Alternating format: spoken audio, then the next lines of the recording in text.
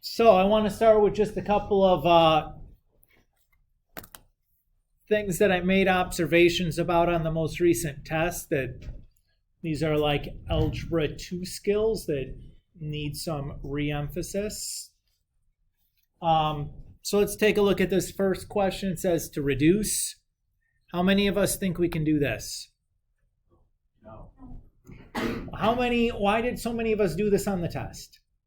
I saw this over and over and over from lots of different students inconsistently. Cannot do that. When in doubt, if you think about it as like just numbers, you wouldn't do like that, right? This should be 8 over 6. It definitely shouldn't just be 2, which is how many of us were reducing on the most recent test because the sines and cosines and stuff were in there. How would you reduce this? This can reduce.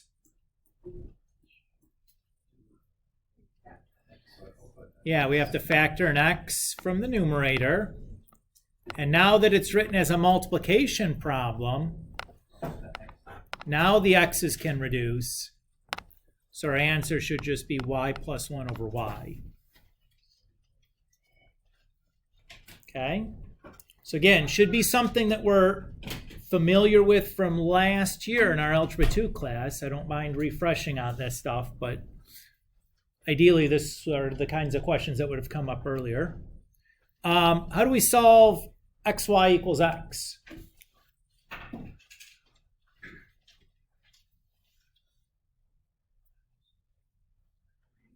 How many of us say we should do this as our first step?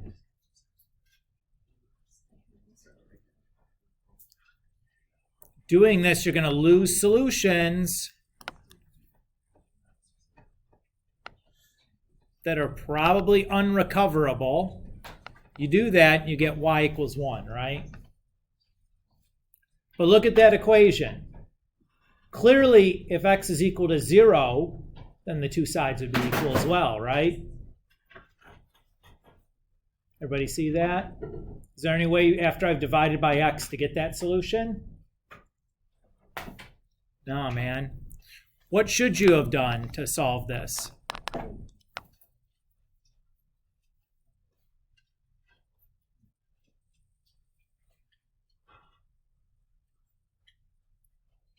Move everything onto one side and factor. Yeah. Again, this is like Algebra 2 all over again, right? Once you've got it in a factored form, you can apply the zero product property and set each factor equal to 0 and solve them independently. No, you got an additional answer. That was the one that you lost that you would not have been able to recover when you divided by x. So again, dividing by x will give you some of the solutions. If you divide by a variable, you'll get some of the solutions, but you're going to lose some along the way as well. And then the last one is, I can't believe that I saw this, but multiple people. If I multiply an integer by a fraction, I multiplied it to the top and bottom. Is that right? No, right? We got to think about that as 5 over 1.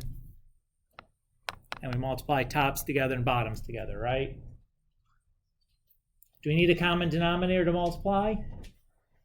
No, I also saw that on a couple of occasions. People making common denominators to multiply fractions. Just like, why? I don't know. We got stressed out and confused, I guess. Okay. That's that. So again, just a reminder, these are all skills you should remember from Algebra 2. Let's try to not keep on making those mistakes, especially this one. This is a killer. because it's really easy to do and it comes up a lot.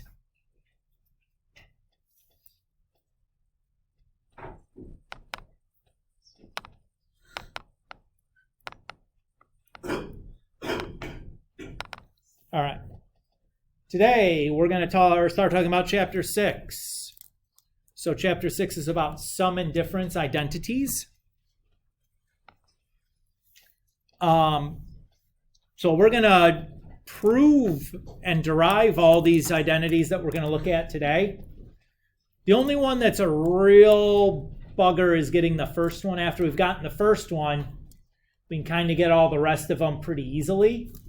But that first one's kind of a chore because we got to go back and do this like from first principles. So what we're going to do is we're going to start by looking at cosine of u minus v. We're going to cook up an identity for this. How many of you guys think it's going to be this? Just cosine u minus cosine v. No way, man. Not that simple. In fact, we know that the only distributive operation that you know about, or operations, are multiplication and division. Trig functions do not distribute. Logarithms do not distribute. Exponents do not distribute. Nothing you know about other than multiplication, division distributes. So this is what we're going to be cooking up here. So I'm going to start by drawing a picture of the angle u minus v.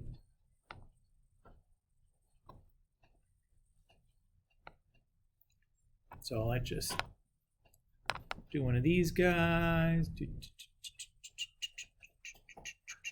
That's some kind of a circle. So let's say that this is angle u.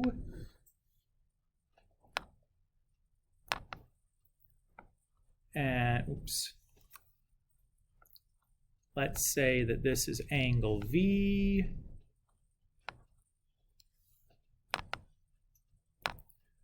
So this spot in here that I'll refer to as theta must be u minus v, right?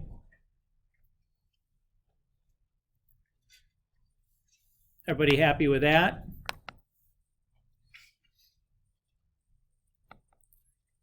So what is this point here where the terminal side of angle u intersects the unit circle?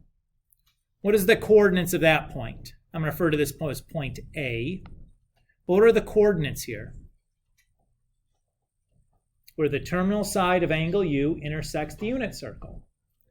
It's like a chapter 2 question.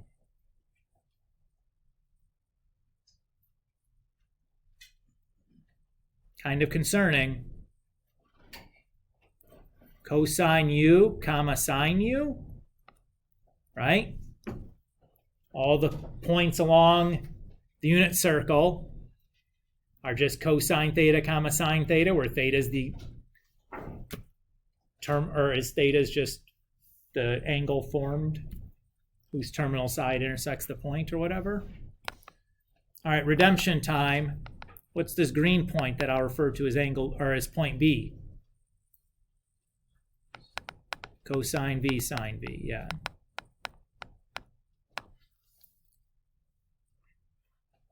All right.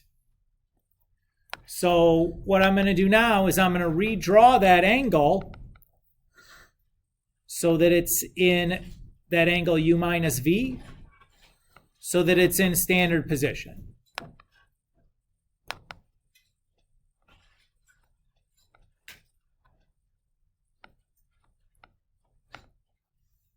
I guess I should have started with this, huh?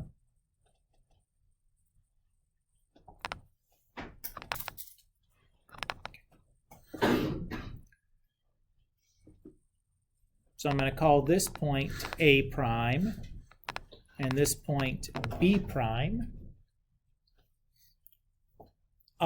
what's the coordinate for this point A prime here?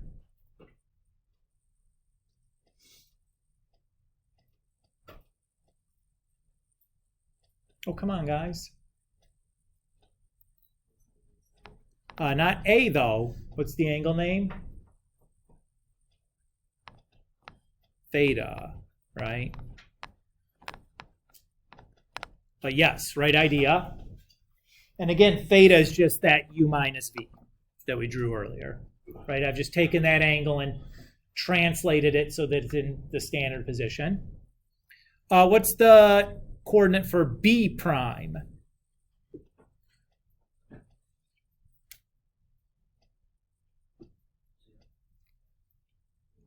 1, 0. Excellent. Why is it 1, 0?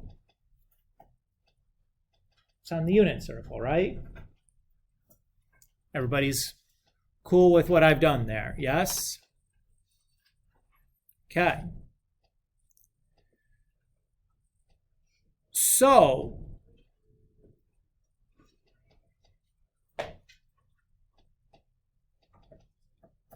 these two angles that we've drawn here are the same, correct? So this segment AB and then A prime B prime must be the same length. Everybody agree with that?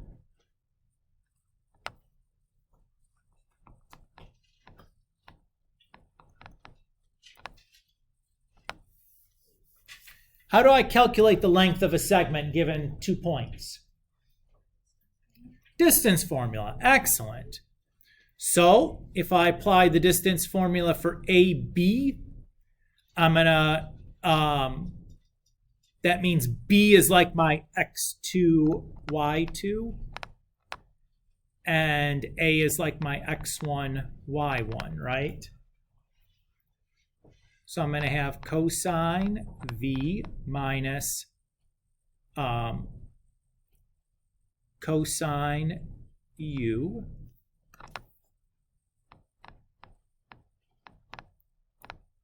squared plus sine V minus sine U squared, all square rooted,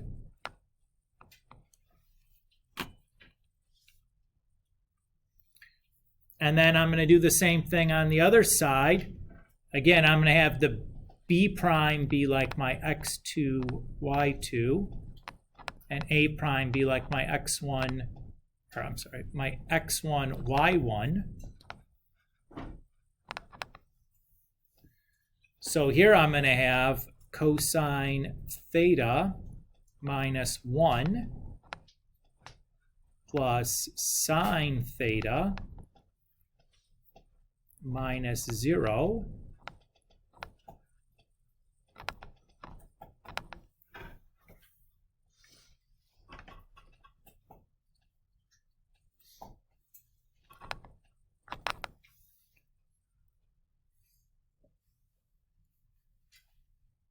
Everybody okay with what we've done so far? Now remember, what are we trying to get here? We're trying to get cosine of u minus v, which is, we said, was going to be the same as theta. So we're trying to get this piece by itself. Everybody's cool? Okay, so what do you want to do first?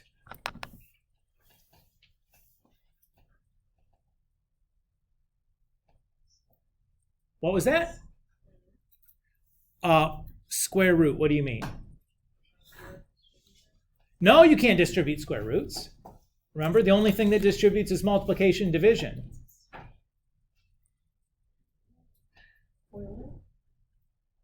How about we do this? We just square both sides.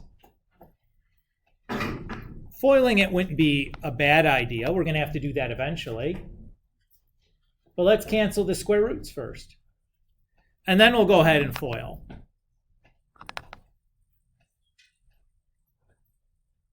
Is it okay if I just do that foiling in my head?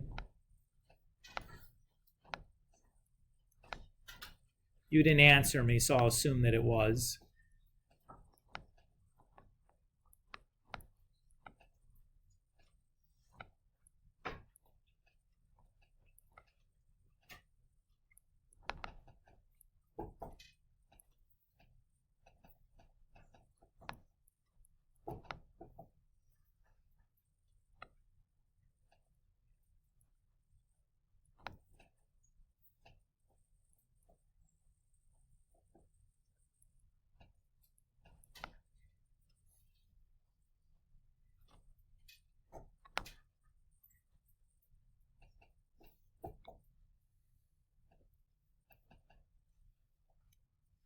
Yeesh! That's a lot of stuff going on there.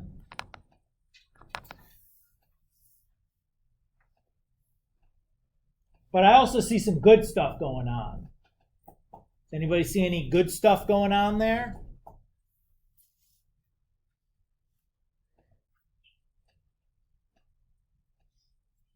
Think about your identities.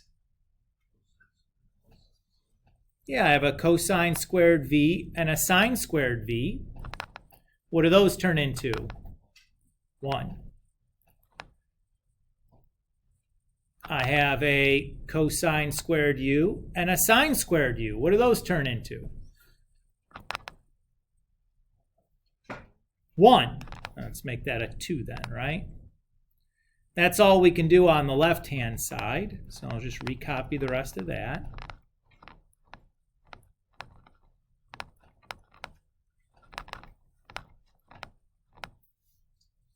And then what do you notice on the right-hand side? Yeah, so that gives me another 1. So I really have minus 2 cosine theta plus 2.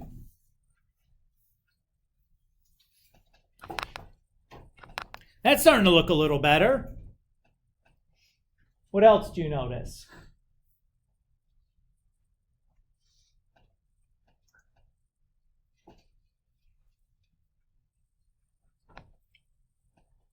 How do we do that?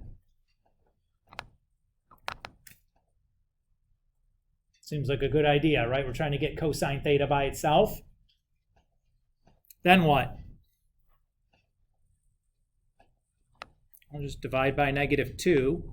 Again, division is distributive. So I just divide everything by negative 2.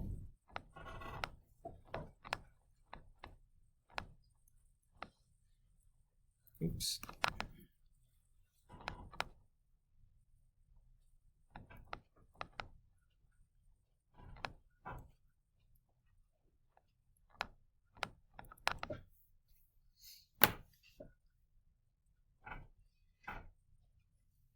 So there's my identity. Cosine u minus v is cosine v times cosine u plus sine v times sine u.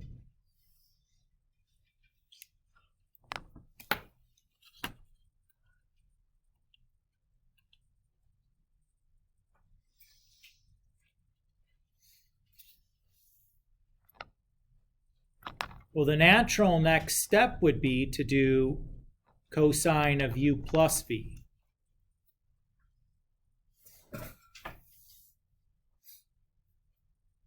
What's going to be the easiest way to do that?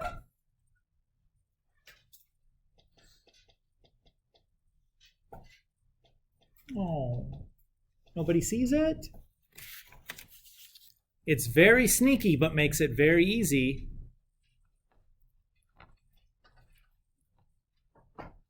Isn't u plus v the same thing as u minus a negative v?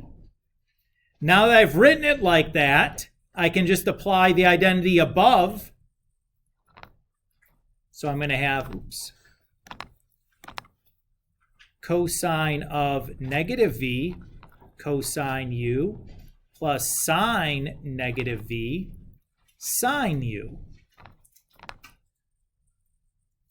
What's cosine of negative v? That's an identity. That's cosine v. And what's sine of negative v? negative sine v. And there we go. Look at that. That was a much easier proof, wasn't it?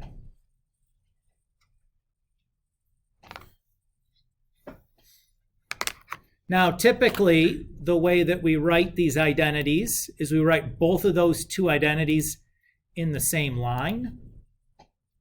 So this is how we typically write them.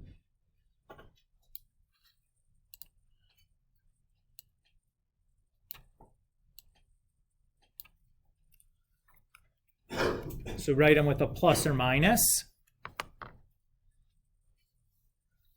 And let me just kind of show you an example of how I read that then when we do a problem.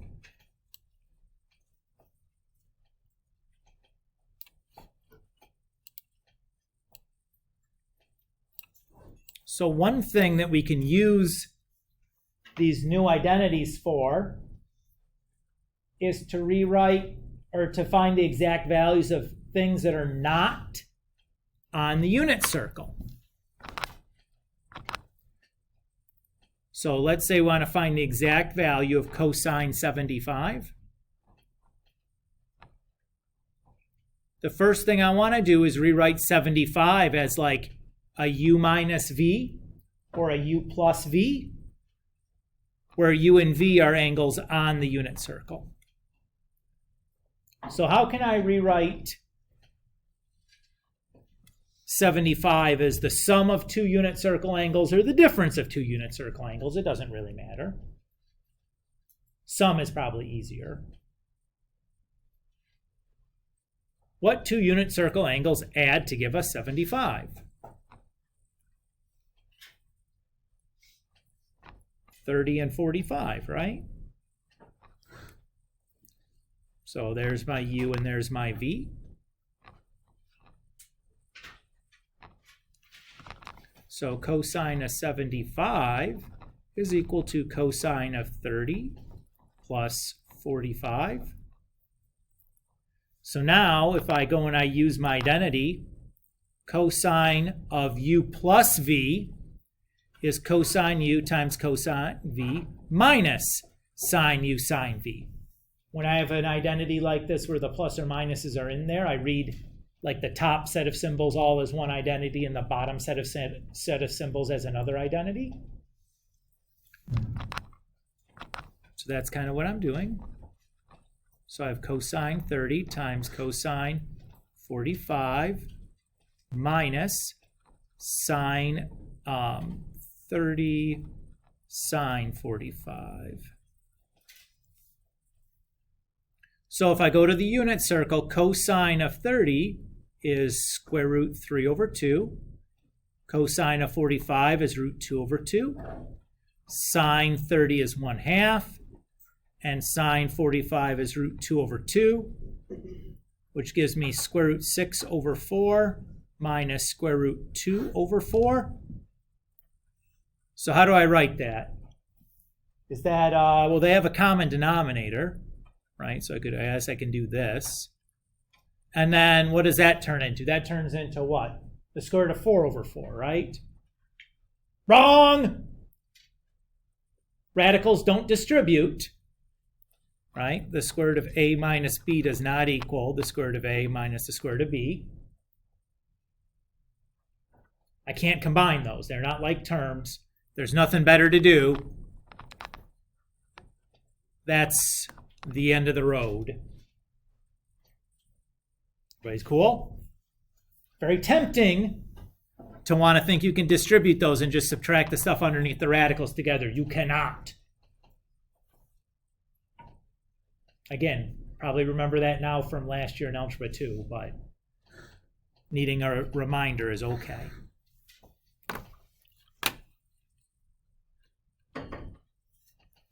Everybody feel okay so far?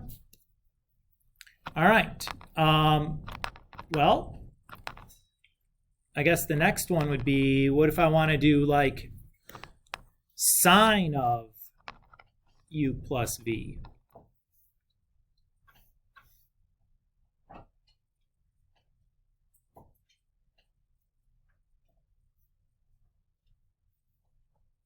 How can I do that?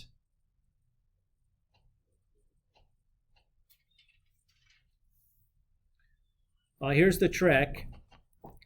I'm going to think of theta as u plus v. So this is really the same thing as sine of theta, right? Remember your cofunction identity? Sine theta is the same thing as cosine of pi over 2 minus theta.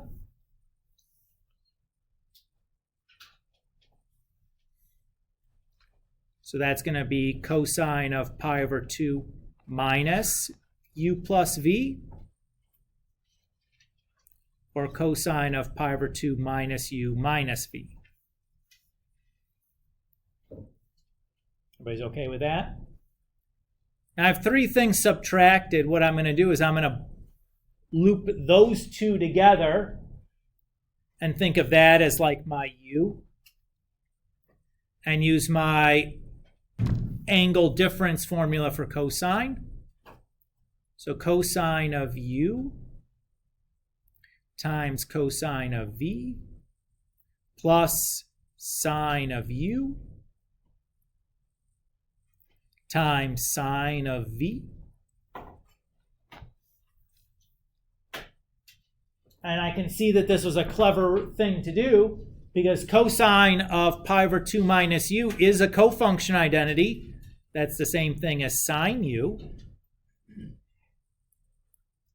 And sine of pi over 2 minus u is also a cofunction identity. That's the same thing as cosine u.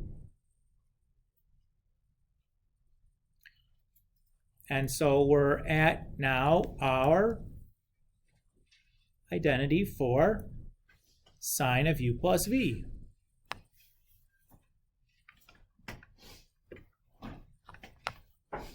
How do I do sine of u minus v? It's real easy.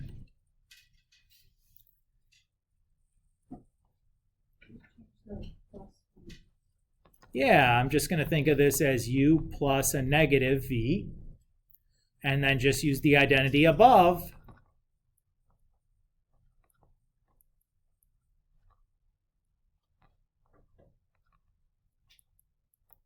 Cosine of negative v is just cosine. And sine of negative v is negative sine v. And there we go.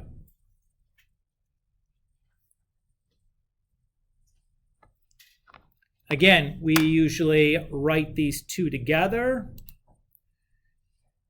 on a single line, just like we did for the cosines.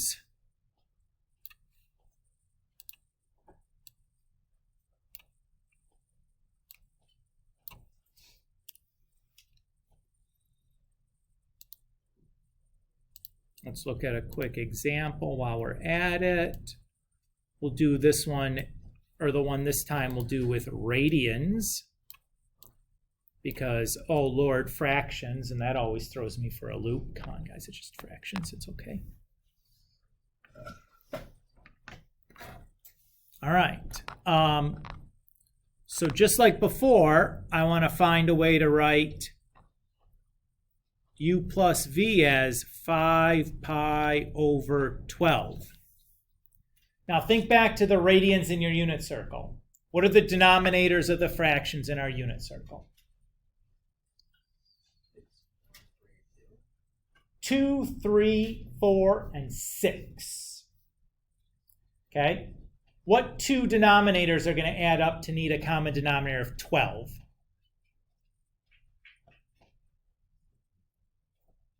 Either, well, no, not 6 and 6.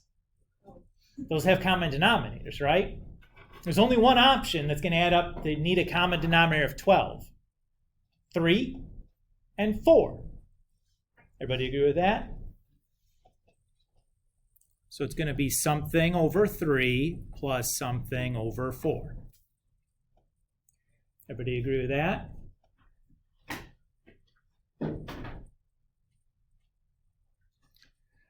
Okay.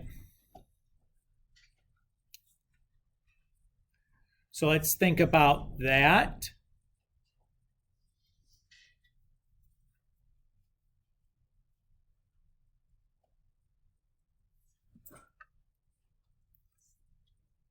So what I'm going to need is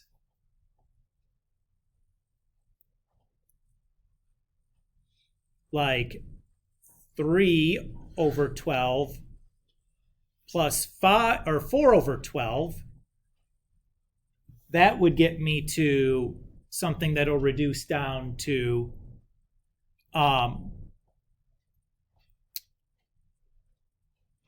the right thing, correct?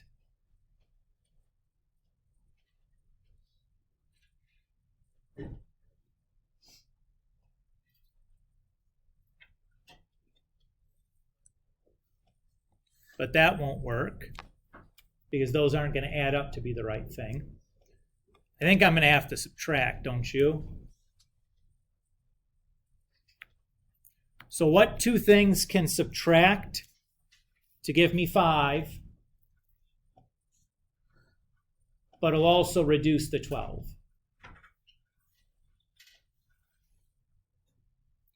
Well, like you do 6 and 1, but that won't work because you'll still have a 12. You could do a 7 and a 2, but that won't work because 7/12 won't reduce.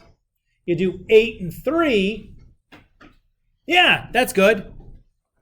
8 pi minus 3 pi. Because those will reduce down to 2 pi over 3 minus pi over 4. And these are both unit circles. So sine of 5 pi over 12 is equal to sine of 2 pi over 3 minus pi over 4. And if I apply my formula from above, I'm doing u minus v. So I'm going to do sine u cosine v minus cosine u sine v. So sine of 2 pi over 3 times cosine of pi over 4 minus cosine of 2 pi over 3 sine of pi over 4. Sine of 2 pi over 3 is root 3 over 2. Cosine of pi over 4 is root 2 over 2. Cosine of of 2 pi over 3 is negative 1/2. And sine of pi over 4 is root 2 over 2. So we end up with root 6 plus root 2 all over 4. That looked familiar, didn't it?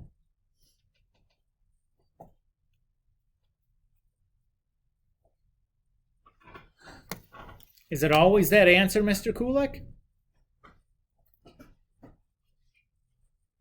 Well, no.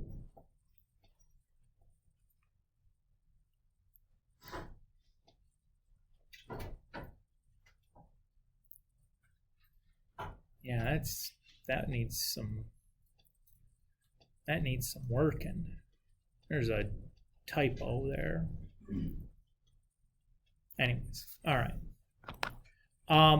Well, what do you think is the next obvious question then?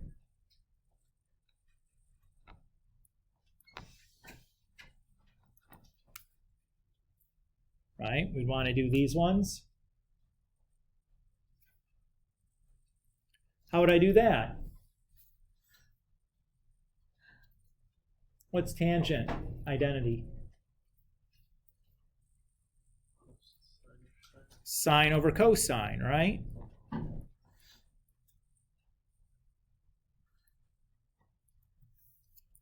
Do I have an identity for sine? Yes, we just did it, right? So sine u cosine v plus or minus cosine u sine v. And do we have one for cosine? Sure, cosine u times cosine v minus plus sine u sine v.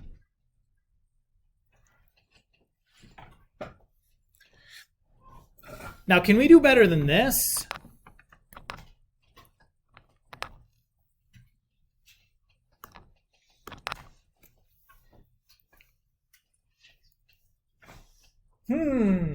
look at that. Does that look familiar? I recognize this. Does anybody else recognize this? You should.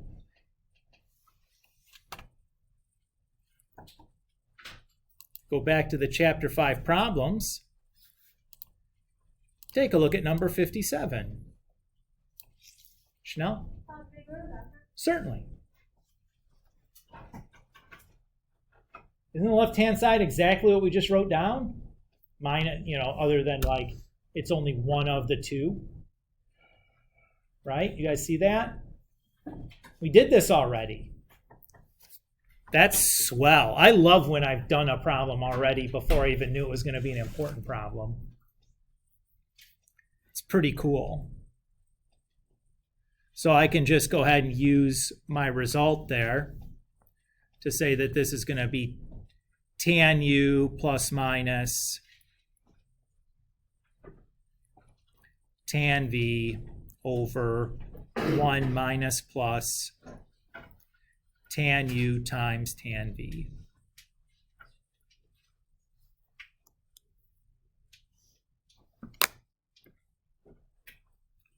That was even slicker there, Mr. Kulik. That took like almost nothing at all to get done. I know, guys. I'm real proud of ourselves. Why do you suppose we like that version that we just wrote down better than the one with sines and cosines in it?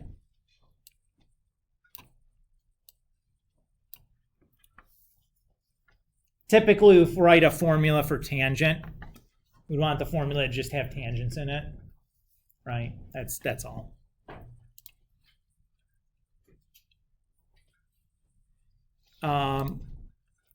All right, so we have these three sets of identities for sine, cosine, and tangent. Let's do a couple of quick examples.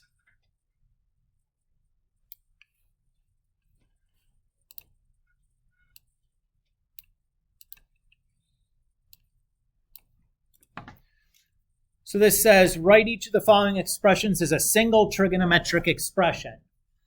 What's it really asking us to do? To go into reverse, right?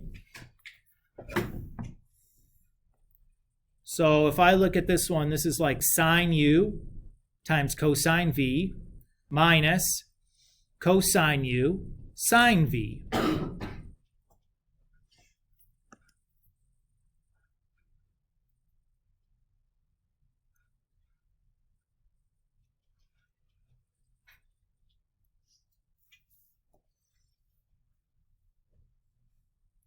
Well, that is the identity for sine of u minus v.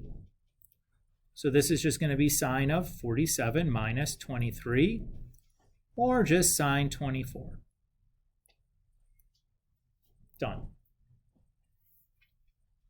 No! Well, this is sine u times sine v plus cosine u times cosine v. I guess I'm doing C right now, whatever. What is that? Should recognize that as cosine of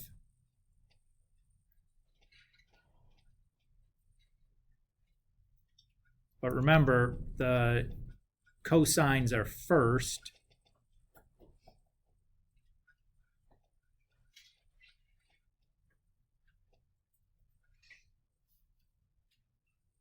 So that's going to be cosine of u minus v.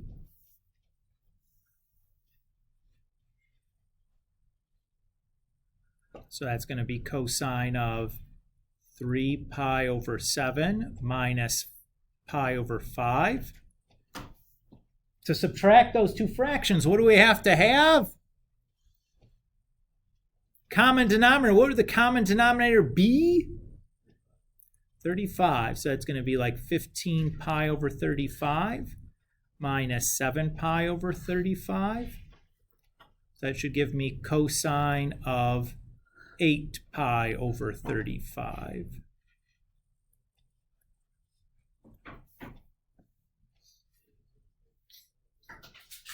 Everybody feel okay with this? I'm going to skip B just because it feels redundant at this point.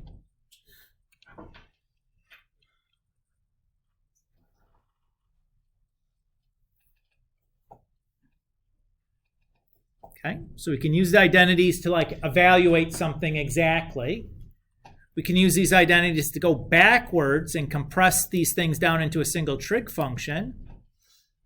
Another thing we can do is we can use these identities to do like, we can prove things with them, just like we were doing in chapter 5.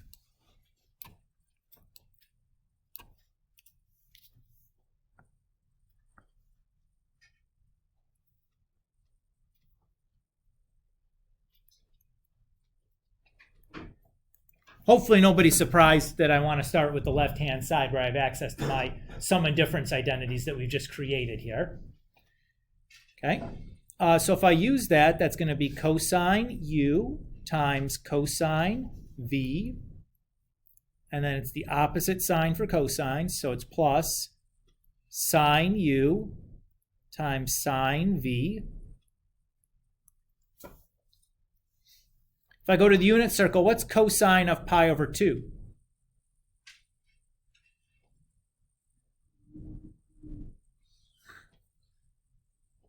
That's 0, right? And if I go to the unit circle, what's sine of pi over 2?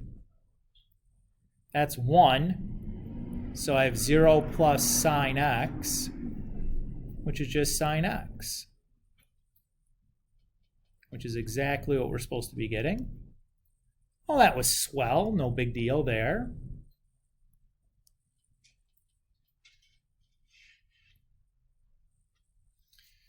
So again, for part B, I'm going to start with the side with the difference identity in there, not surprisingly. So sine of u minus v is sine u times cosine v minus the sign stays the same. The SINEs, the SIGN stays the same. That's a hard sentence to say and have it be really clear. So then we have cosine of u times sine of v. Cosine of pi is, go to the unit circle, that's -1. Sine of pi, go to the unit circle, that's 0. So we have negative sine x plus 0, which is just negative sine x. Oh, that's what we're supposed to get. Swell!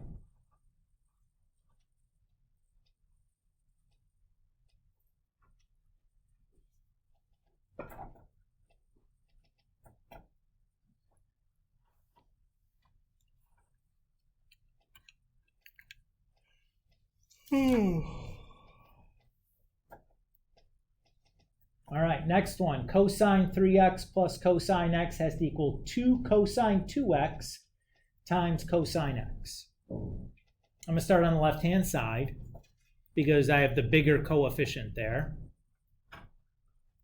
But what am I going to do with that cosine 3x?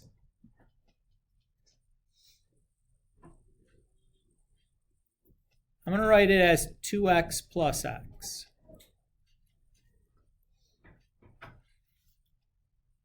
Everybody's cool with that? Could I have written it as x plus 2x? Sure, same thing's going to happen. It's not going to be a big deal. So what do I get there? I get cosine of 2x times cosine x plus minus sine 2x times sine x. And then I still have that cosine x at the end, rattling around. If I look at what I'm trying to get to, I have one of the two of them right there, but I'm still missing one, right? Everybody agree with that? Here's the trick. What am I going to do? What am I going to do? I'm going to rewrite cosine x as cosine 2x minus x. The reason is I'm going to get another one of these guys by doing that.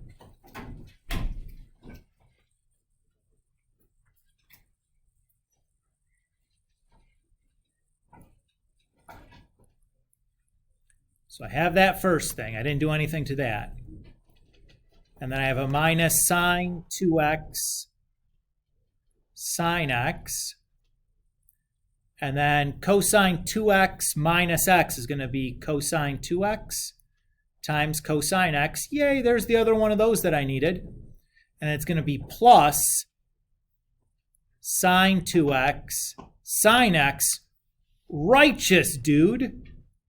Because look at what's going to happen here. I got a minus of these and a plus of these. Those add to cancel each other out. If I combine the like terms, I got just what I needed.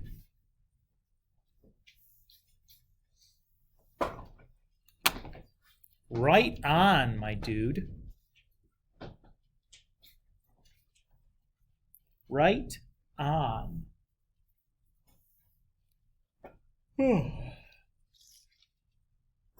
Yes, Tessa. Certainly.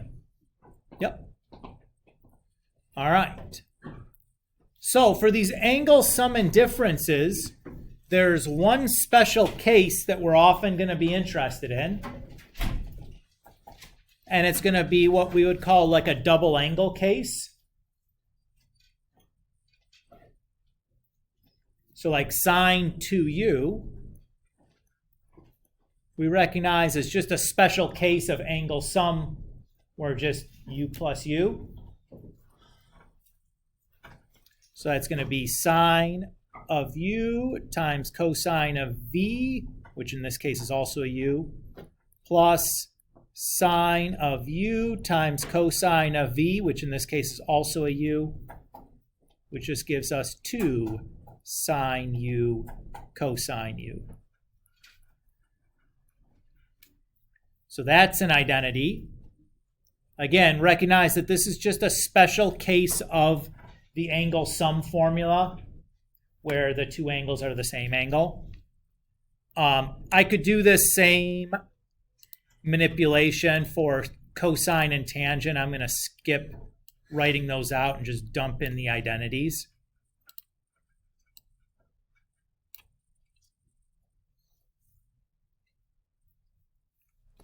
What's going to be the trickiest part here? Deciding which version of cosine 2x would be the one that you would want to use. That's usually the trickiest piece, is figuring out which one you would want to use. But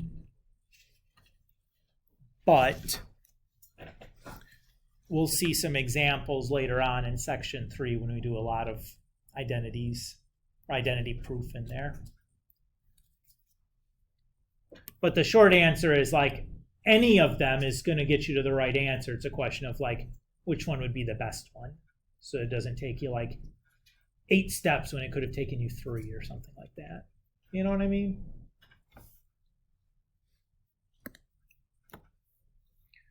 How we doing so far, my peeps? It's okay? Keep going? Would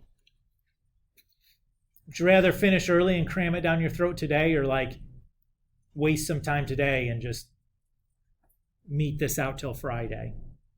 Would you rather waste time today or Friday? Probably Friday, right? Yeah? Just keep going? All right. Well, you can keep going.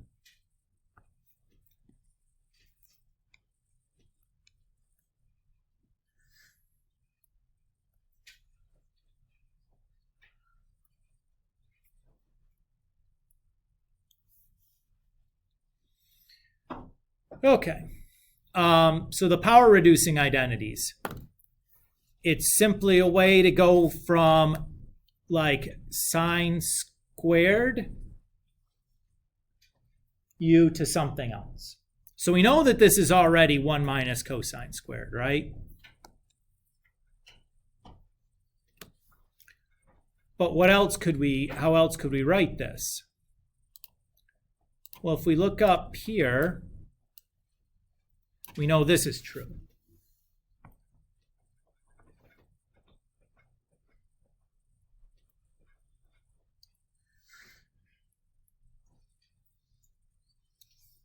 So if I subtract 1 and then divide by -2,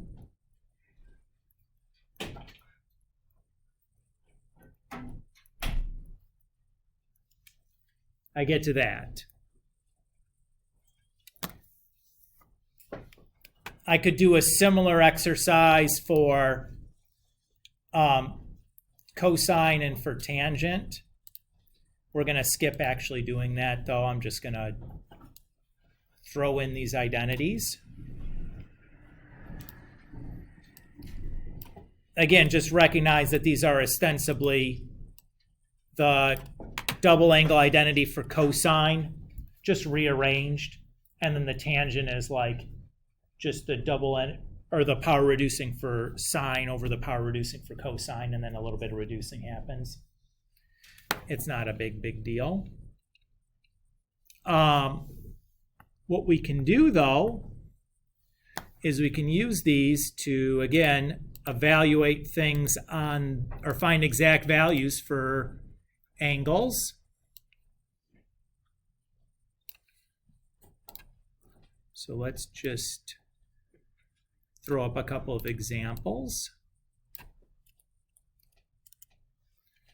So let's say we want to do cosine squared of 60 degrees. And we want the exact value. And it's asked us to use the power reducing to do this. So I'm going to be using this one for cosine. So this is going to be 1 plus cosine of 2 times 60 divided by 2. Yes, sir. Absolutely. 2 times 60 is 120.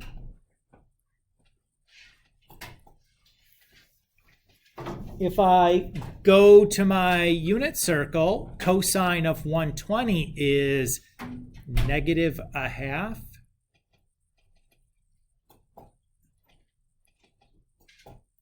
So 1 plus a -1/2 is 1/2, and 1/2 divided by 2 is 1/4.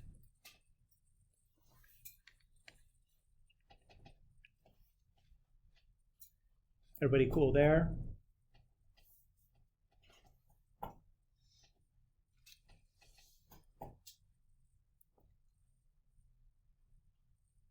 So the next one, sine squared of 3 pi over 8. So I'm going to be doing that one. So I have 1 minus cosine of 2 times 3 pi over 8 all over 2. 2 times 3 pi over 8 is going to be 3 pi over 4. Cosine of 3 pi over 4 is -√2 over 2. Oops.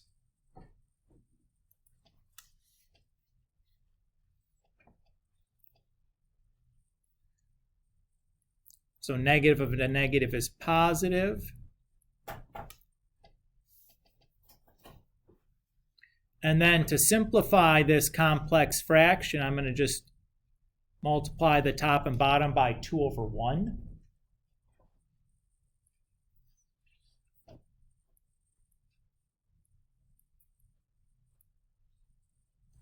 Giving me 2 plus √2 over 4.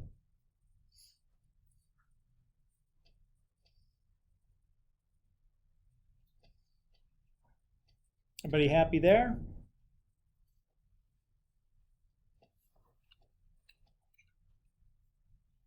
Okay. And then we have cotangent of -160, or cotangent squared -165. Oh no! I don't have a cotangent identity. Whatever could I do?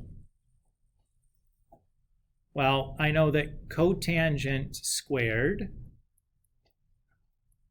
is the same as the reciprocal of tangent squared, right? I'm going to write it like that just so I don't have to muck around with so many fractions. So I'm going to just be using the reciprocal of this identity. So notice here I'm going to drop the -1 because I'm just going to write it as a reciprocal.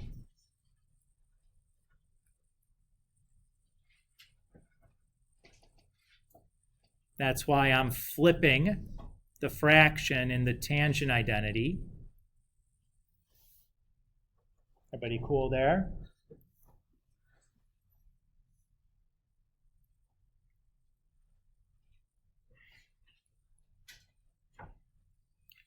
So I have 1 plus cosine of -310 over 1 minus cosine of -310.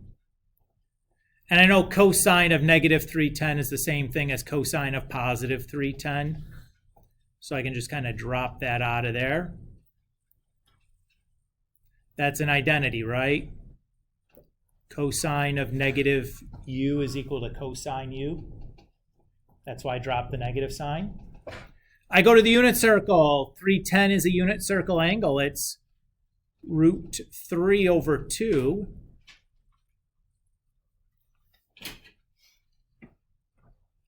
So I got that. Let's get rid of the complex fraction. I'll multiply the top and bottom by 2 over 1. So that gives me this. And how do I rationalize a denominator? Right, I got to get that radical out of the denominator. How do I rationalize a denominator when I have addition and subtraction going on down there too? It's an Algebra 2 question.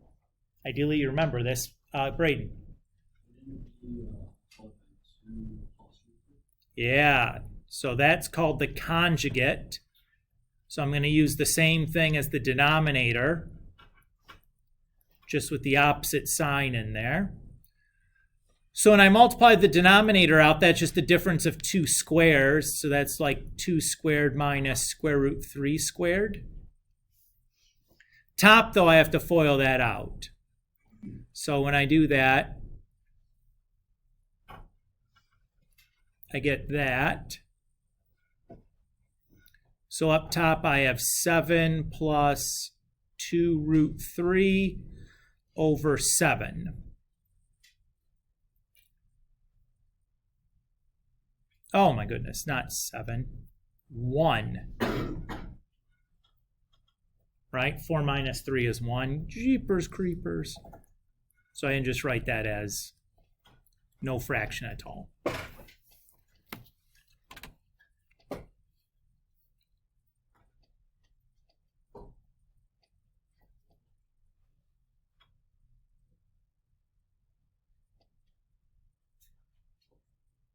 Oh my goodness.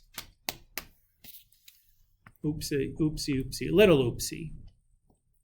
This was supposed to be a coefficient of 4. Little oopsie. Little oopsie. Right? Because it should have been, like if I have a plus b squared, that's a squared plus 2ab plus b squared. Forgot to multiply by 2 when I FOILed it in my head. Ah! I caught it at the end because I was looking at the notes. I would have missed it. I'm not going to lie to you guys. I mean, I'll lie to you guys about stuff, but not like my own failings. I'll be honest. It's important that you see that I'm not flawless, although I am very good. Not perfect. All right. So again, we can use these to evaluate, these identities to evaluate and get exact answers for things. We can also use them to do like identity proofs like we did in the last chapter. Let's do one of those.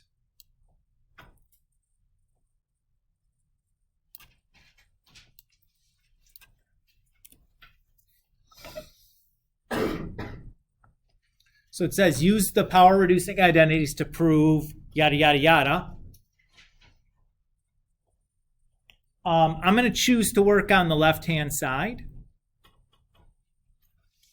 Again, since we're using power reducing identities, it seems to me that it would make a lot of sense to start with the side with the power. So if I look at the right-hand side where I'm supposed to get to, I notice that I'm supposed to have a sine x on there. So I'm just going to rewrite sine cubed as sine squared times sine. There's my sine x that I need. Everybody cool with that? Okay. I'll use my power reducing identity now on sine squared.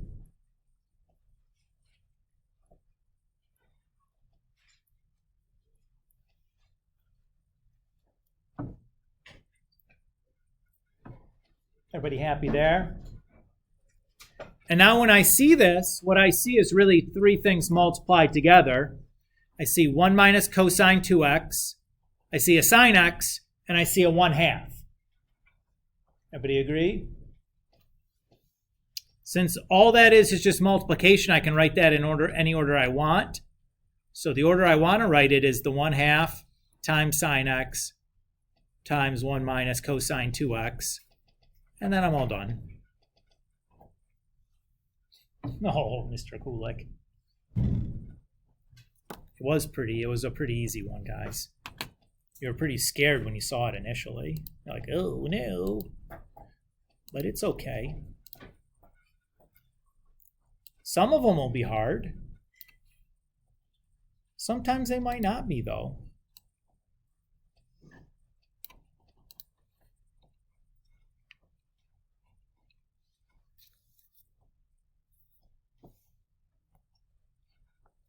All right. Rewrite cosine to the 4th x with no powers greater than 1 using the power reducing identities. All right. Well, I'm going to use that same trick that Mr. Kulik used just a moment ago. I'm going to rewrite cosine to the 4th as cosine x times cosine x, or cosine squared x times cosine squared x.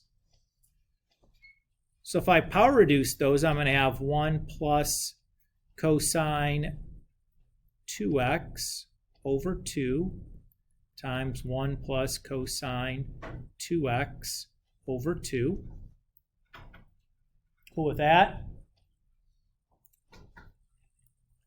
Foil those bad mama jammas out. That's going to give me 1 plus 2 cosine 2x plus cosine squared 2x all over 4. Oh, bugger! What happened? I got a cosine squared in there. I can't have any powers greater than 1. I got to do another power reducing identity on that. Come on, man. I just wanted to be done. I thought I was going to be done. So cosine squared x is 1 minus cosine 2x all over 2. And then I'm just going to clear the complex fraction by multiplying by 2 over 1 to the top and bottom.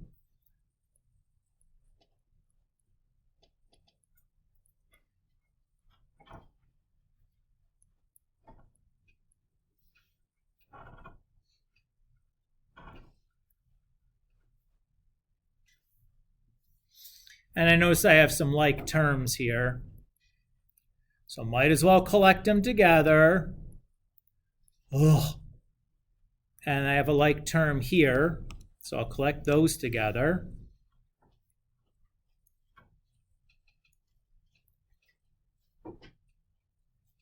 Oh my goodness. Oh my goodness. Oh my goodness. Oh my goodness. Oh my goodness. Oh my goodness. Oh my goodness. Oh my goodness. Oh my goodness. Okay, hold on one second. So here, I have cosine squared 2x, correct? So this is going to be 1 minus cosine of 2 times 2x, right? Woo! Almost missed it. So those are not, I have only one set of like terms there, not two sets. I got going too fast. You ever get going too fast? It's the end of the day. You know, I'm speeding along, just having a grand old time doing my identities.